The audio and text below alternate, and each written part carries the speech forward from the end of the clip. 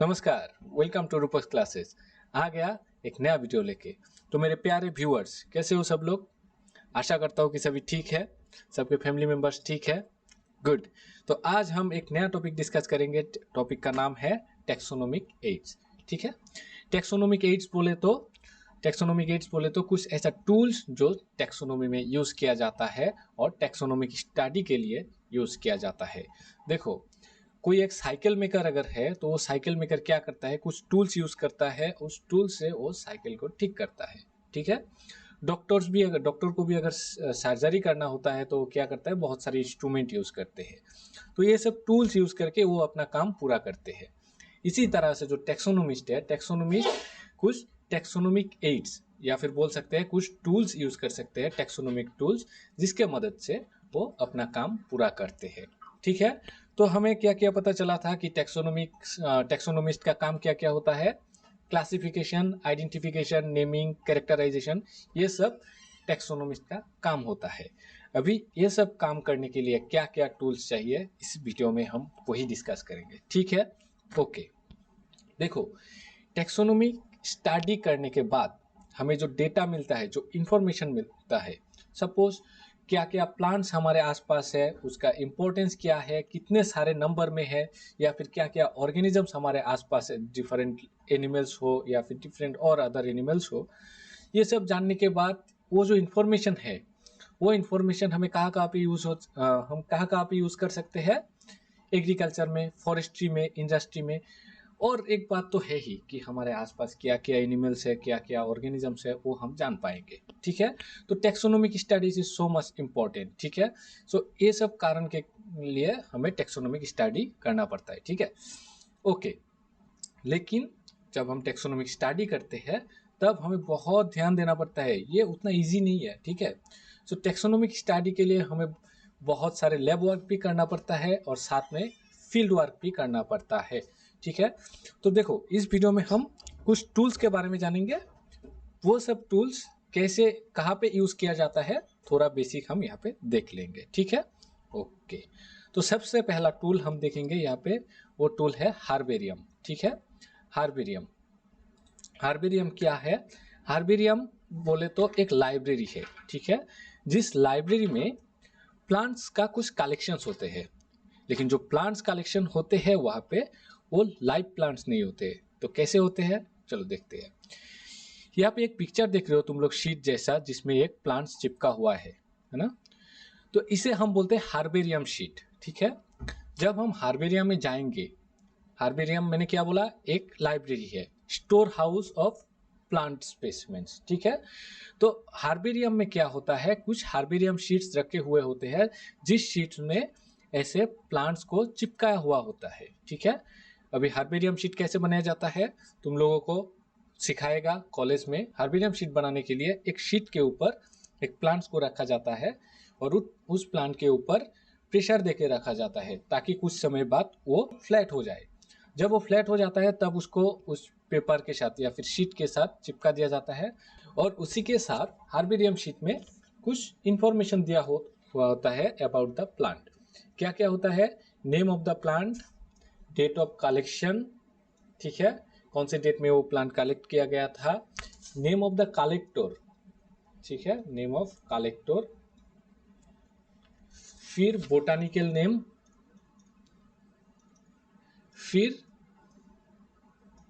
Local name भी हो सकते हैं। ठीक है, लोकल नेम, फिर कौन से फैमिली से वो प्लांट बिलोंग करता है वो भी लिखा हुआ होता है। तो ऐसा डिस्क्रिप्शन यहाँ पे दिया हुआ होता है उस प्लांट के बारे में। ठीक है। तो हार्बेरियम में बहुत सारे हार्बेरियम शीट्स मिलेंगे और उन सबको अरेंज किया हुआ है into different phylum, different classes. So किसी को अगर प्लांट स्पीसीज आइडेंटिफाई करना हो तो वो हार्बेरियम में जा सकते हैं और अपने प्लांट स्पीसीज को डिफरेंट प्लांट स्पीसीज के साथ मिला के चेक कर सकते हैं। ठीक है। तो ये हो गया हार्बेरियम का काम। तो हार्बेरियम यहाँ पे एक टूल है जो टैक्सोनोमिस्ट यूज करते हैं। ठीक है। Okay. Botanical gardens. Botanical gardens are specialised gardens, कुछ ऐसे गार्डन्स जहाँ पे बहुत सारे लिविंग प्लांट्स का वहाँ पे प्लांटेशन किया गया है और वहाँ पे हर एक प्लांट के साथ साथ कुछ डिस्क्रिप्शन चिपकाया हुआ है कि कौन सा प्लांट है, उसका साइंटिफिक नेम, उसका फैमिली नेम, ये सब वहाँ पे लिखा हुआ होता है। ठीक है, ओके। अभी सपोज किसी को अगर कोई नया प्लांट मिला या फिर किसी को कुछ प्लांट स्पीसीज आइडेंटिफाई करना है, तो वो क्या कर सकते हैं, बोटानिकल गार्डन जाके वो उसके प्लांट को वहाँ के प्लांट के साथ मिला के वो चेक कर सकते हैं। ठीक है, ओके। यहाँ पे हम एक डिफरेंस देख सकते हैं। हार्बेरियम में जो प्लांट स्पेसीज है या फिर प्लांट स्पेसीज का जो कलेक्शन है वो लाइव नहीं होते हैं, लेकिन यहाँ पे लिविंग प्लांट्स का रेफरेंस तुमको मिलेगा। ठीक है, यहाँ पे लिविंग प्लांट्स तुम लोगों को मिल सकता है। ठीक है, okay. Some of the famous botanical gardens, एक बोटानिकल गार्डन है इंग्लैंड का क्यू में। फिर इंडिया का famous botanical garden the Indian botanical garden जो हावड़ा में है, जहाँ पे ये ग्रेट बानियन ट्री प्रेजेंट है। ठीक है, तो ग्रेट बानियन ट्री, ये देखो, ये एक फॉरेस्ट जैसा देख रहा है ना। This is not a forest, एक ही ट्री है। ठीक है, जिसका नाम है ग्रेट बानियन ट्री। बहुत बड़ा ट्री है ये। ठीक है, कभी जाओ बोटानिकल गार्डन में कोलकाता में तो देखना। ठीक है, ओके। फिर National Botanical Research Institute Lucknow, ठीक है, ये भी बोटानिकल गार्डन है। This are some famous botanical gardens of India. ठीक है, ओके। बोटानिकल गार्डन्स बहुत सिंपल है, समझ में आया। ओके, अभी देखते हैं नेक्स्ट म्यूजियम। म्यूजियम में भी हमें बहुत सारे एनिमल्स का कलेक्शंस मिलते हैं। देखो, म्यूजियम डिफरेंट टाइप्स के हो सकते हैं। हिस्ट्रिकल म्यूजियम हो तो बहुत सारे हिस्ट्री रिलेटेड चीज़ मिलेंगे, बहुत सारे पुराने समय का चीज़ मिलेंगे। वे बायोलॉजिकल म्यूजियम में क्या मिलेंगे, सब बायोलॉजिकल ऑर्गेनिज्म मिलेंगे, लेकिन वो सब ऑर्गेनिज्म लाइव नहीं होंगे या फिर लिविंग ऑर्गेनिज्म नहीं मिलेंगे। जो ऑर्गेनिज्म म्यूजियम में मिलेंगे वो प्रिजर्व किया हुआ होगा। म्यूजियम में स्पीसीज को डिफरेंट तरीकों से प्रिजर्व किया जाता है। सपोज इंसेक्ट स्पीसीज हो तो उसको क्या किया जाता है, पिनिंग किया जाता है। ठीक है, तो ये भी एक ड्राई मेथड है। वहाँ पे इंसेक्ट्स को पिनिंग करके वो प्रिजर्व किया हुआ होता है। देखो यहाँ पे, देखो इंसेक्ट्स को पिन करके रखा हुआ है और उसके साथ साथ उसका डिस्क्रिप्शन भी लिखा हुआ है, कौन सा स्पेसीज है, क्या है, वो सब डिस्क्रिप्शन यहाँ पे लिखा हुआ है। ठीक है, फिर कुछ इन्वर्टिब्रेट स्पीसीज को ऐसे कंटेनर में रखा जाते हैं जहाँ पे प्रिजर्वेटिव दिया हुआ होता है और उस प्रिजर्वेटिव्स में ये सब रखा जाते हैं। दैट मीन्स इन्वर्टिब्रेट स्पीसीज के लिए हम ऐसे कंटेनर यूज़ करते हैं। ठीक है, ओके। अभी लार्ज स्पीसीज का बात करें, जैसे कि मैमल्स, बर्ड्स, उन सबको क्या किया जाता है कि वो सब मरने के बाद उन सब के अंदर का सभी जो मसल है, विसरल ऑर्गेन, सब कुछ निकाल दिया जाता है और फिर उसके बाहर का जो स्किन है उसको वैसे ही रखा जाता है और अंदर उसके अंदर कॉटन स्टफ कर दिया जाता है। उससे क्या होता है कि वो स्पेसीज पहले जैसा दिखता है, एकदम ओरिजिनल जैसा दिखता है और ऐसे उसको प्रिजर्व करके रखा जाता है इन द म्यूजियम। तो किसी को अगर कोई भी स्पेसीज का जानकारी लेना हो तो वो म्यूजियम जाके वहाँ से जानकारी ले सकता है या फिर उसको एज ए रेफरेंस यूज़ कर सकता है। ठीक है, ओके। ये सब बहुत सिंपल चीज़ है। ठीक है, बहुत ज़्यादा डिस्क्राइब करने का कुछ नहीं है यहाँ पे, है ना। ओके, फिर आ गया zoological parks. Zoological parks means जू। ठीक है, सब ने गया जू में। ठीक है, जू में क्या है, बहुत सारे लाइव एनिमल्स है, लेकिन they are under human care. अभी अगर कोई नेशनल पार्क में जाओगे, नेशनल पार्क में जो एनिमल्स है उन सब के ऊपर कोई ह्यूमन केयर नहीं है, ह्यूमन बींग्स का कोई इंटरवेंशन नहीं है उन सब के लाइफ में। लेकिन जू में जो एनिमल्स होते हैं उन सबको कैप्टिविटी में रखा जाता है। उन लोगों को खाना कब देना है, क्या खिलाना है, वो सब ह्यूमन बींग्स डिसाइड करते हैं। लेकिन नेचुरल कंडीशन में जो रहते हैं, जैसे कि नेशनल पार्क में, उन सब के लाइफ में ह्यूमन इंटरवेंशन नहीं होता है। ठीक है, तो जू में ऐसे ह्यूमन केयर के अंडर रहते हैं एनिमल्स। अभी जू में जब जाओगे तो वहाँ पे भी हर एनिमल्स के केस के बाहर तुम लोगों को डिस्क्रिप्शन लिखा हुआ मिलेगा। उस डिस्क्रिप्शन को देख के तुम लोग उसको एज ए रेफरेंस यूज़ कर सकते हो। ठीक है, उस ऑर्गेनिज्म के बारे में जान सकते हो। अभी हम की के बारे में जानेंगे। की एक बहुत इंपॉर्टेंट टेक्सोनोमिक एड है। ठीक है, ये थोड़ा डिटेल्स में जानना है। ठीक है, बहुत सारा क्वेश्चन यहाँ से आते हैं और थोड़ा क्रिटिकल लग सकता है, लेकिन उतना क्रिटिकल कुछ नहीं है, एक बार समझने से सब कुछ क्लियर हो जाएगा। ठीक है, okay. Key is another taxonomical aid used for identification of plants and animals based on their similarities and dissimilarities. ये प्लांट एंड एनिमल दोनों का आइडेंटिफिकेशन करने के लिए यूज़ किया जाता है।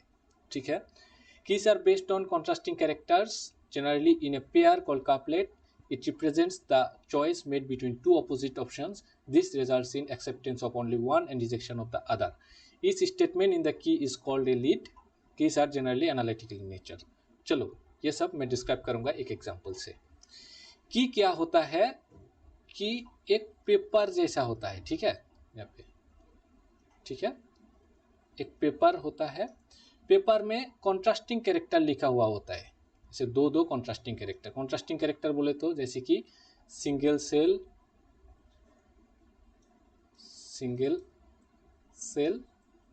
मल्टी सेल, ठीक है। देन कॉन्ट्रास्टिंग कैरेक्टर यहाँ पे दो लिखा हुआ है, सपोज एक्वाटिक, टेरेस्ट्रियल, ठीक है, टेरेस्ट्रियल। ऐसे कॉन्ट्रास्टिंग कैरेक्टर की में होते हैं, ठीक है, दो कॉन्ट्रास्टिंग कैरेक्टर होते हैं, ठीक है। तो की के मदद से कैसे आइडेंटिफाई करते हैं स्पीसीज को, देखते हैं। तो keys are based on contrasting characters generally in a pair called couplet. ऐसे दो कॉन्ट्रास्टिंग कैरेक्टर लिखा हुआ होता है की में, ठीक है, और ये दो कैरेक्टर को हम बोलते हैं कपलेट, ठीक है, कपलेट।